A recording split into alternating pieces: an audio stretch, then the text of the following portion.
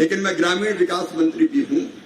प्रधानमंत्री जी का संकल्प है मेरे बहनों और भाइयों कि कोई गरीब बिना घर के ना रहे।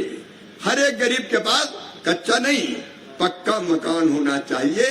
प्रधानमंत्री जी कहते हैं दरिद्री हमारा नारायण है, वही हमारा भगवान है।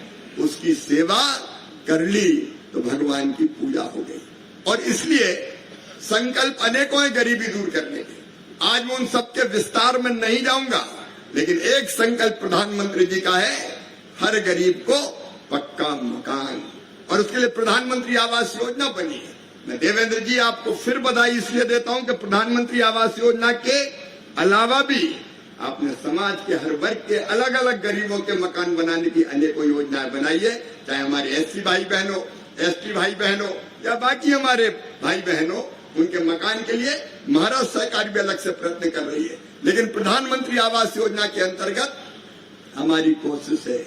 और आज मैं प्रधानमंत्री जी का संकल्प, मोदी है तो मुमकिन है, क्योंकि वो ही सोचते हैं, वो ही कहते हैं कोई गरीब कच्चे मकान में नहीं रहेगा, हर एक को पक्की छत चाहिए, हर एक को पक्का मकान चाहिए।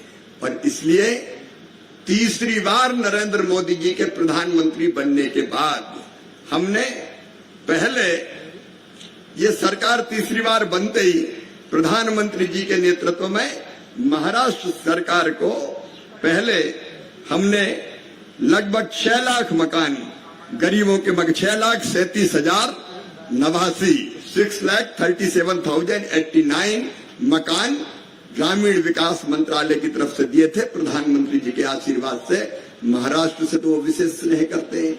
महाराष्ट्र में कोई गरीब बिना मकान के, पक्के मकान के नहीं रहना चाहिए, हर एक का पक्का मकान बन जाए, उनका संकल्प है। और उनके संकल्प को पूरा करने में सरकार कोई कसर नहीं छोड़ेगी।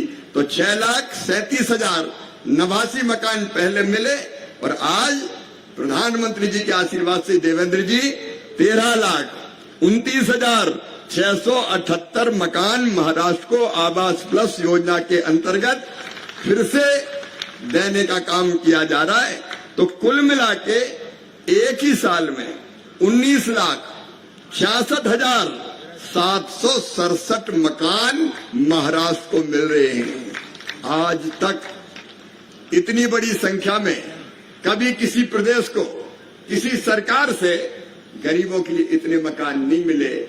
और लगभग 40,000 पीएम जनमन के अलग है, तो 20 लाख से ज्यादा मकान केवल एक वित्तीय वर्ष में महाराष्ट्र को मिलना महाराष्ट्र के प्रति मोदी जी के प्रेम को दर्शाता है, हमारे संकल्प को दर्शाता है कि कोई गरीब बिना पक्के मकान के नहीं रहेगा।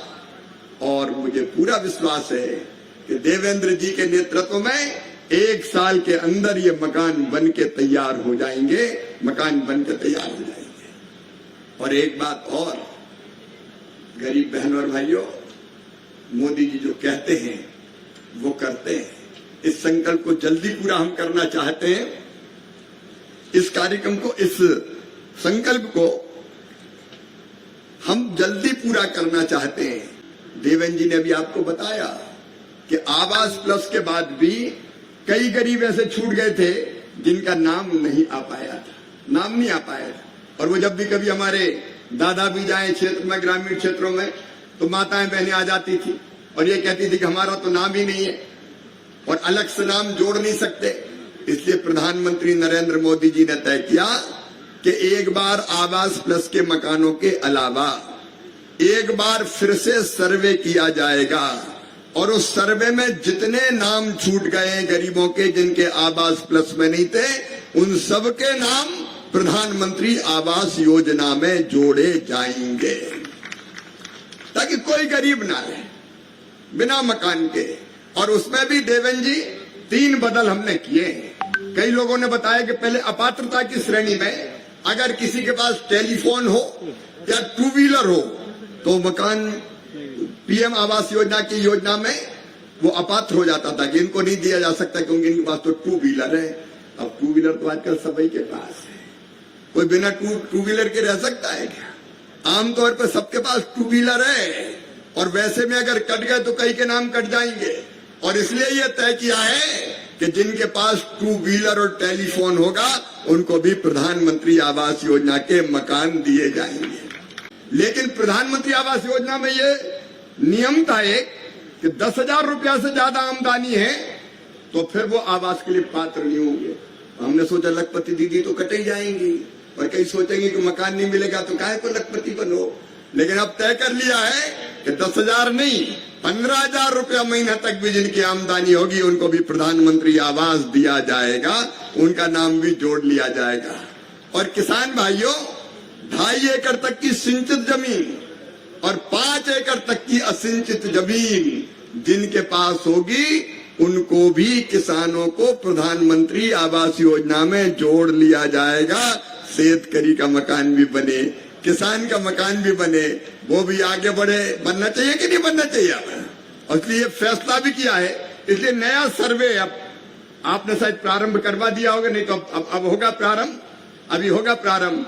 तो ये जो नए मापदंड है उनके अंतर्गत फिर से सर्वे होगा और 5 साल के अंदर आज प्रधानमंत्री जी के संकल्प के कारण मैं कह सकता हूं, देवेंद्र जी की और पूरी टीम की कर्मठता के कारण महाराष्ट्र में कोई कच्चे मकान में नहीं रहेगा। हर गरीब को पक्के मकान बना के दिए जाएंगे। भारतीय जनता पार्टी की, एनडीए की और यहां महायुति की सरकार ये चमत्कार करेगी। मेरे बहनों और भाइयों, मेरा सौभाग्य है कि आज मैं इस कार्यक्रम में आपके बीच आ पाया।